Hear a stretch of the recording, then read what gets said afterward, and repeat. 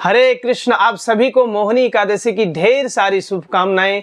जैसा कि एकादशी के बारे में कहा गया है, कंठी मिरुआ तुलसी व्रत करा एकादशी, अर्थात हमें अपने गले पर तुलसी की माला को ग्रहण करना चाहिए, पहनना चाहिए और श्रद्धा पूर्वक एकादशी जैसे व्रत का पालन करना चाहिए।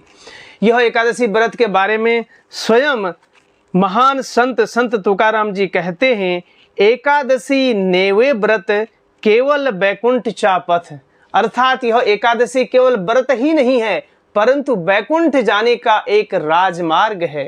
एक साधारण मार्ग भी नहीं, एक राजमार्ग के समान इस एकादशी व्रत की तुलना की गई है। और संत तुकाराम जी तो कहते हैं कि वह व्यक्ति जो नियम पूर्वक एकादशी व्रत का पालन नहीं करता है, उसे सभी लोकों में, सर्वलोक सभी लोकों में केवल एक भूत प्रेत के समान ही समझा जाता है, अन्यथा उसके अलावा कुछ भी नहीं। अर्थात एकादशी व्रत इतना महान व्रत है, यदि आप अन्य व्रतों को करते भी हों या नहीं करते हों तो कोई बात नहीं, परंतु एकादशी व्रत का पालन करना अत्यंत ही महत्वपूर्ण है शास्त्रिक दृष्टिकोण और संतों की मान्यता के अनुसार।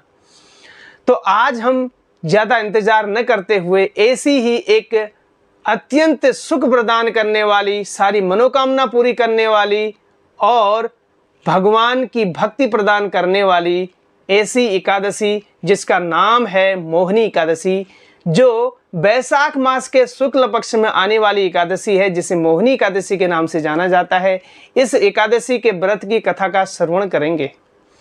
तो ज़्यादा इंतजार नहीं करते हुए हम इस एकादशी के व्रत का कथा का श्रवण करते हैं। तो यह उस समय की बात है जब पूरे संसार पर धर्म के ध्वज के अंतर्गत युधिष्ठिर महाराज का शासन चल रहा था।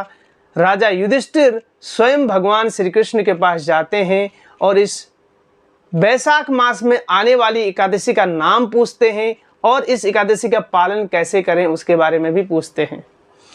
तो स्वयं भगवान श्री कृष्ण युधिष्ठिर महाराज के अब प्रश्न का उत्तर यूं ही नहीं देते हैं, वह शास्त्रों के सम्मत होकर इस प्रश्न का उत्तर देते हैं। भगवान श्री कृष्ण युधिष्ठिर महाराज को कहते हैं कि हे राजन, आप भगवान श्री राम और उनके गुरु वशिष्ठ मुनि के बीच एक आध्यात्मिक चर्चा के प्रसंग को अगर सुनेंगे तो आपको आपके प्रश्न का उत्तर मिल जाएगा। तो भगवान श्री कृष्ण युधिष्ठिर महाराज को बताते हैं कि भगवान राम जब माता जानकी के विरह में अत्यंत ही दुखी थे, माता सीता के विरह में अत्यंत दुखी थे, वह वशिष्ठ मुनि अपने गुरु के पास आते हैं और अपने गुरु से पूछते हैं, कोई ऐसा उपाय बताइए जो सारे पाप कर्मों से छुटकारा देकर अंत में भगवान की प्राप्ति कराने वाला कोई ऐसे व्रत की महिमा बताइए, कौन सा ऐसा व्रत है जिसका हम पालन कर सकते हैं। तो वशिष्ठ मुनि भगवान राम का स्वागत करते हुए बोलते हैं कि हे प्रभु, आपका नाम ही मात्र इतना सर्वशक्तिमान है जिससे सारे जगत का कल्याण हो सकता है। आपको किसी व्रत की आवश्यकता नहीं है, ज़रूरत नहीं है, लेकिन लोक कल्याण के लिए आप ऐसे व्रत के बारे में अगर पूछ रहे हैं तो मैं उसका उत्तर आपको बताऊंगा। वशिष्ठ मुनि भगवान राम से कहते हैं, बैसाख मास के शुक्ल पक्ष में आने वाली मोहिनी एकादशी का व्रत अत्यंत ही महान व्रत है। जो कोई भी श्रद्धा पूर्वक, नियम पूर्वक इस एकादशी व्रत का पालन करता है तो उसके सारे पाप कर्म समाप्त हो जाते हैं, अंत में बैकुंठ लोक उसे प्राप्त होता है। तो इसी प्रसंग पर आप एक पौराणिक कथा सुनिए। प्राचीन काल में सरस्वती नदी के किनारे एक भद्रावती नाम का सुंदर राज्य था। यहाँ के राजा का नाम धुतिमान था। धुतिमान राजा अत्यंत ही धार्मिक राजा था, जिसके राज्य में पानी के सुंदर प्याऊ बने थे और सुंदर वनों का निर्माण किया था, अत्यंत सुंदर विद्यालय बनाए थे, गुरुकुल बनाए थे और भगवान विष्णु के अत्यंत ही बड़े बड़े मंदिर और सुंदर भव्य मंदिरों का निर्माण भी किया था। उन्हीं के राज्य में धनपाल नाम का एक वैष्णव रहता था जो अत्यंत ही धार्मिक व्यक्ति था और उस वैष्णव के परिवार में 5 उसके पुत्र थे जिनका नाम था शामान, धुतिमन, मेधावी, सुकृति और दुष्ट बुद्धि। तो उसके चारों पुत्र तो अत्यंत ही धार्मिक थे, लेकिन दुष्ट बुद्धि, जिसका नाम दुष्ट बुद्धि था, अपने नाम के आधार पर वह वैसे ही काम भी करता था। बचपन से ही उसने सारे पाप कृत्य किए, कोई भी ऐसा पाप नहीं था जो उसने नहीं किया। असहाय पशुओं को मारकर खाना, मांस भक्षण करना, वेश्यावृत्ति करना, चोरी करना, डकैती करना, किसी भी व्यक्ति का सहारा नहीं करना, लूटपाट करना लोगों से, और अपने पिता के धन का व्यय करना। तो एक दिन धनपाल ने अपने पुत्र दुष्ट बुद्धि को चौराहे पर एक वेश्या के कंधे में हाथ रखे हुए देखा। तो उसी दिन उस धनपाल ने अपने पुत्र दुष्ट बुद्धि को अपने संपत्ति और परिवार से अलग कर दिया। तो होता है ना कि कोई व्यक्ति अपनी आदत के अनुसार कहीं भी चले जाए तो वैसे ही कर्म करता रहता है। तो यह दुष्ट बुद्धि जंगल में चला गया, और जंगल में जाने के बाद इसके पास न तो परिवार था न तो धन संपत्ति थी, इसलिए इसने वहां पर जाकर जानवरों को, पशुओं को मारकर उनका कच्चा मांस खाना प्रारंभ किया। और एक दिन भटकते भटकते यह कौंडे मुनि की आश्रम में जा पहुंचा। कौंडे मुनि उस समय गंगा में स्नान करके आ ही रहे थे। तो हुआ ऐसा कि कौंडे मुनि के शरीर से कुछ गंगा जल की बूंदें पापी दुष्ट बुद्धि के ऊपर गिर गए, और पापी दुष्ट बुद्धि के सारे पाप कर्म समाप्त हो गए। और हुआ क्या? वही हुआ जो इतिहास में होते आता है, इसके सारे पाप कर्म नष्ट हो गए। और यह दुष्ट बुद्धि विनम्रता पूर्वक कौंडे ऋषि के चरणों में गिर पड़ा और ऋषि से प्रार्थना करने लगा कि हे ऋषिवर, मुझे बचाइए, क्योंकि मैंने कोई भी ऐसा पाप कर्म नहीं होगा जो किया है, सारे पाप कर्म मैंने किए हैं, मैं एक पापी व्यक्ति हूँ, मेरा उद्धार कैसे होगा? कृपया मेरे उद्धार का कारण बताइए। कौंडे ऋषि ने दयावश कहा, हे वत्स, मैं तुम्हें एक उपाय बताऊंगा, जिस उपाय को करने के बाद तुम्हारे सारे पाप कर्म तो नष्ट होंगे ही, परंतु आप जीवन के अंत में वैकुंठ भी जाओगे।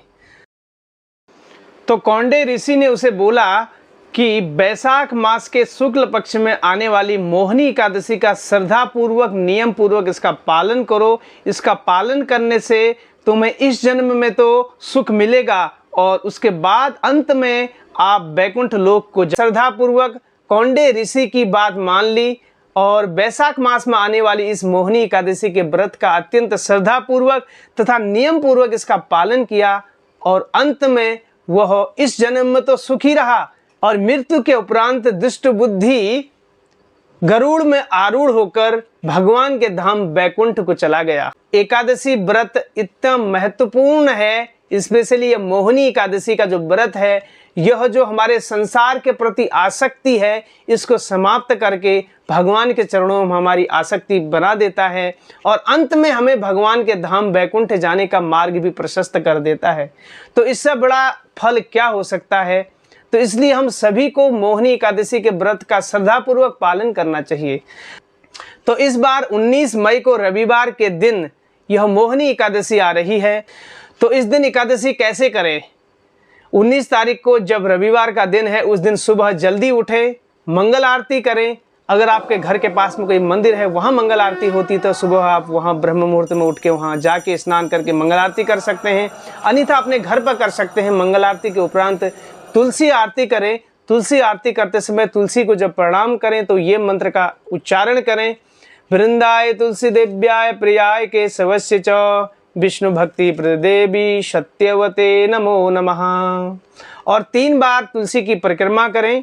तो उस समय यानी कानी चौपा पानी ब्रह्म हत्यादि कानी च तानी तानी प्रणशयंती प्रदक्षिणा पदे पदे, इस मंत्र का 3 बार उच्चारण करें, और तुलसी माता को जल प्रदान करें, और उसके उपरांत अपने हाथ में जल लेकर संकल्प करें भगवान के सामने और तुलसी महारानी के सामने कि हे भगवान, हे तुलसी महारानी, मैं आपके सामने संकल्प करता हूं कि मैं आज एकादशी व्रत का पूर्ण रूप से पालन करूंगा।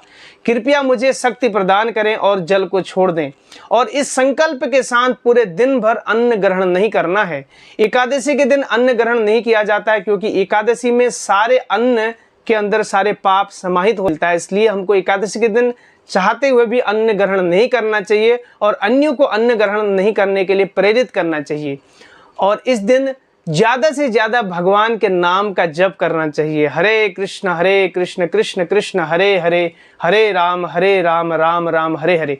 तो इस दिन भक्त लोग अपनी माला में 16 माला या अधिकतम 25 माला का जप भी करते हैं। आप भी अधिक से अधिक जप कीजिए और एकादशी व्रत की कथा सुनिए, भागवतम का श्रवण कीजिए, श्रीमद् भगवद गीता भागवतम का पाठ कीजिए और इस दिन जल, दूध इत्यादि फल लेकर ही एकादशी व्रत का पालन करें और आवश्यकता पड़ने पर केवल एकादशी व्रत का प्रसाद ही ग्रहण करना चाहिए, अन्न इस दिन वर्जित है।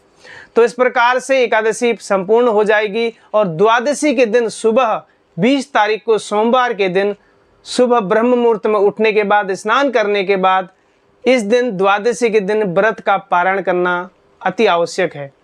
और इस बार व्रत का पारायण का समय उत्तर भारत के अनुसार 5:27 से सुबह 10 बजे के बीच में इसका पारायण करना है और अन्न के द्वारा इसका पारायण किया जा सकता है। और सबसे पहले आप इस अन्न को किसी ब्राह्मण या वैष्णव को खिलाएं, उसके बाद खुद खाएं।